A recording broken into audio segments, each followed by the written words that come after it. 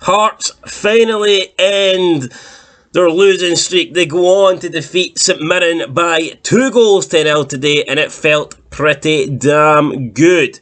Welcome back, guys, to Son of Scotland TV. I can tell you it doesn't feel pretty good. I've got the flu, but I'm not going to let that stop me. I'm going to keep on fighting, just like Hearts fought today, to get a well-earned, hard-fought 2-0 victory against St Mirren with a new manager. Always difficult when you're playing a team with the manager making his debut. They're always trying to impress. There's normally a spark. There's normally like an extra 5-10% of like energy and commitment that the teams don't normally have. I don't think it's something you can help. You were always trying to impress when a new manager comes in.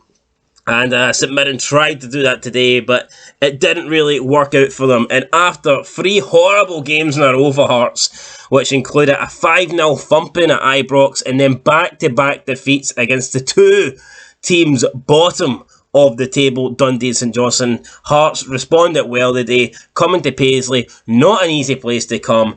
There was no guarantee this was going to be a win, but we did get the win, 2-0 win in fact. Helped a little bit by the fact St Mirren did go down to 10 men, but we can only beat who's in front of us, and overall, we thoroughly deserved to win the day. I thought we dominated the game. The shots, I think the stats say it all. St Mirren didn't even have a single shot on target. We had 19 shots compared to their 6. We had 9 on target, 63% possession.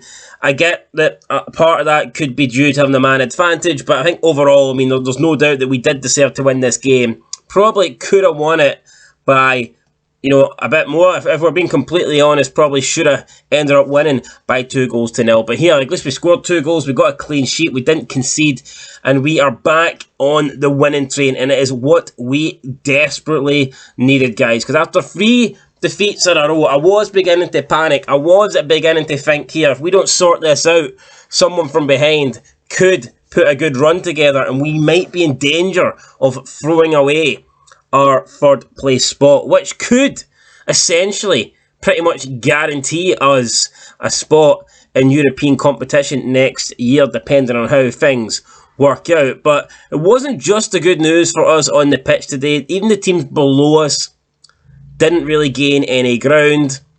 But we'll talk about the goal scorer. Sims, I thought, played great today when he came on. I know he's only on loan for Everton, but I don't think it's realistic that we could make this a permanent deal, but maybe we can even extend his loan contract and maybe get him back next year as well, because I think he's done a great job since coming in. Looks a threat. I think he should be starting. I would definitely be starting Sims over Boyce, every day of the week, in my opinion. Maybe, I don't know why Nielsen doesn't, maybe because Boyce is part of Hearts long term. He's the long term plans, whereas Sims is only here to the end of the season. If that's the reason, then I don't know. It seems stupid to me, but I mean, for me, Sims is a much better threat up front than Boyce is, and I would definitely be starting with Ellis Sims. He got the first goal. Cammy Devlin got the second, and it was a 2-goal spell in 3 minutes, and that kind of just killed off the game. St Mirren, like I said, down to 10 men. Ronan getting sent off in the 22nd minute. There was no real way back for them. And we did round out a 2-0 win. So, I mean, I'm happy with it. I know it's only St Mirren, but after losing 3 games in a row, just to win, it feels great. And to win with a clean sheet, It got the job done, guys, and it got us back to winning ways. And it got us on to 46 points. Now, the team directly below us, Dundee United, they dropped points today. They drew. So, we've actually stretched our lead. Our lead was, 10 points? We were 10 points ahead of these teams. I think going into the Rangers game, and now we are 11 points ahead. So we've actually increased our lead, which is kind of mad, even though, we've been talking about this bad run of form and just the possibility of teams below us catching. We've actually increased our lead, which is insane. Albeit, Hibs do play tomorrow, their game in hand.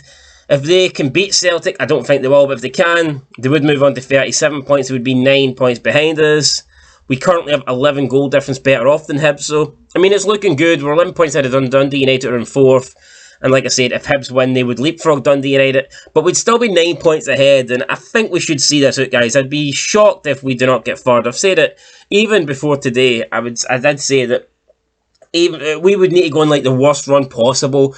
We would need to practically lose every game from here to the split, and a team below us would need to go on a really good run of form, and I don't see it at the moment, because The teams below us, no one's really posing a threat to Rangers or Celtic.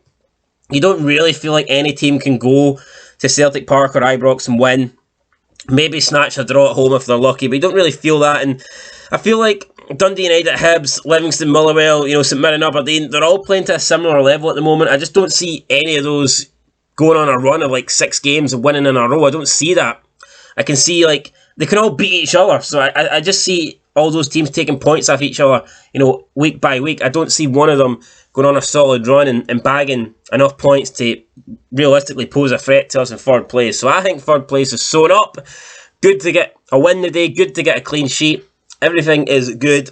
The other fixtures, I did see some of the highlights of the Aberdeen-Dundee United game. Aberdeen look a really shit team. They really do, man. Lewis Ferguson is like the bright spot of them. But apart from that, man, they do not look good. Dundee, there was questions when Dundee brought in Mark McGee. I was thinking, what the fuck are they doing? I looked at his managerial record ever since he got sacked by Motherwell, and it has been atrocious. So I think Dundee are down. This almost got a draw against Celtic, then they lose 4-0 at Dens Park to Livingston. Absolute mad. The other result today, Ross County defeating St Johnstone by 3-1. I've already said that Celtic play Hibs tomorrow. Rangers take on Motherwell. Yeah, so that's it, guys. That's it for this week of fixtures. But here, we won. Back to winning ways. Hopefully we can build on it now. Next couple of fixtures should be interesting. We have Aberdeen at Tynecastle, and then we travel to Tannadice, take on Dundee United. 2 tough games, no doubt about it, but I'm hoping that we can come away with wins. Then we host Livingston at Tynecastle. We travel away to Dingwall, and then the last game before the split is going to be Hearts versus Hibs in the 3rd Edinburgh Derby of the season. Looking forward to it, guys. 5 big games before the split.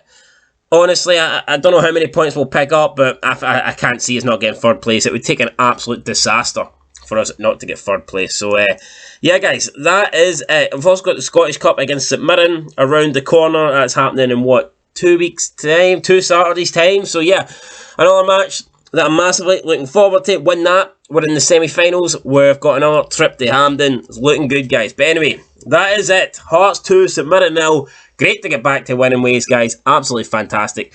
I'll catch you next time. But until then, been on Scotland TV. Thanks for watching and peace.